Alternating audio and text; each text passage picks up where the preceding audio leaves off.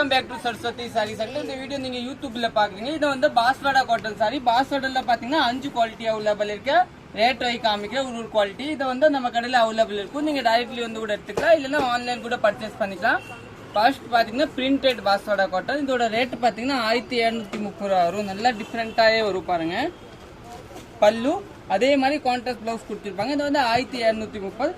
Next பாத்தீங்கன்னா 1130 ரூபா. இது வந்து பாஸ்வாடா பாத்தீங்கன்னா எம்ப்ராய்டரியா வரும். நல்லா பிளெயின் பாஸ்வாடா எம்ப்ராய்டரி ஃபுல்லா. இது வந்து 1130.